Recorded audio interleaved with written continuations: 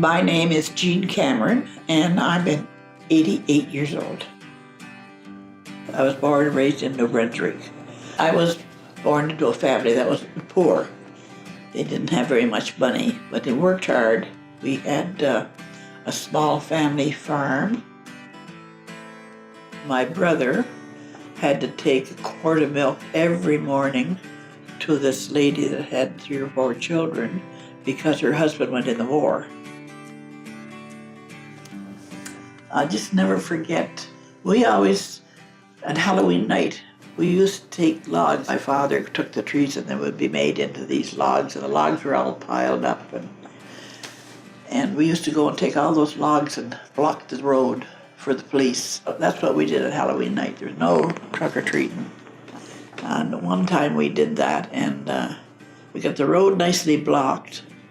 So then we called the police ourselves, pretended we were a lady that was complaining because a bunch of kids up here and they're all making a lot of noise and they're blocking the road and they're causing trouble, and so the police would come. So then the police came after us, and then we were all hiding in the chicken house and wherever we could find.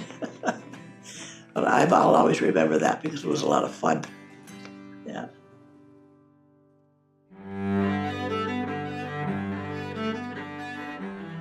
The only memory I got about the war is my brother, and he joined up, and then the war was over before he went overseas because he was too young. Actually, he lied about his age, and he shouldn't have even been in.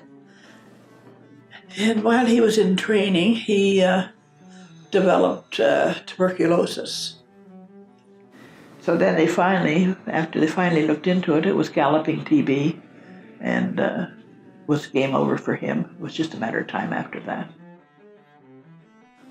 I would go every night up to visit him, and I did that until he died.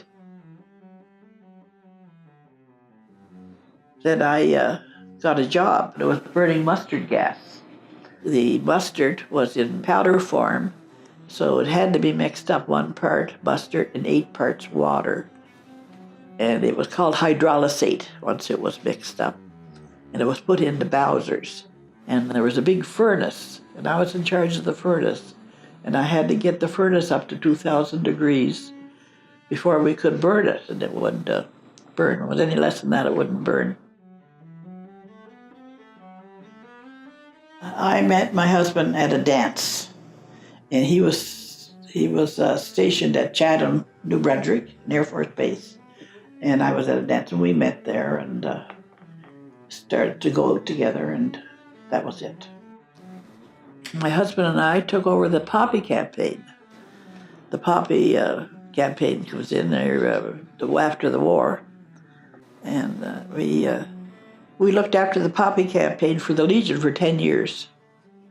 And we made a lot of money for the Poppy. And that money goes to veterans that have problems, that need help. A lot of young men go overseas and they get hurt, and especially now they go to Afghanistan and all these different places, and they lose an eye or lose a leg, and they need help. And that's what the Poppy Campaign is about, is to help these people. We joined the Gas City RV Club. Did you ever hear tell of them? We had them here. We belonged to that. And that's where I really got to know Betty. And so they were camped too. They had a trailer, she and her husband, and we camped. And there was quite a few of us. And we had a lot of fun doing that. So I moved here because Betty was here, and another Esme. I don't think you met Esme, but she was here too. So I knew them for years. So it's kind of nice to move in here and know a couple of people. Yeah. It's to be good to people and to do what's right in your life, not tell the truth. I don't believe in people lying, because lying comes back to you. You got to tell the truth and face your problems and solve them. Don't put them off. Life's too short for that. and be kind to people. Like, there's the golden rule, and live by the golden rule. And I think that's what one has to do.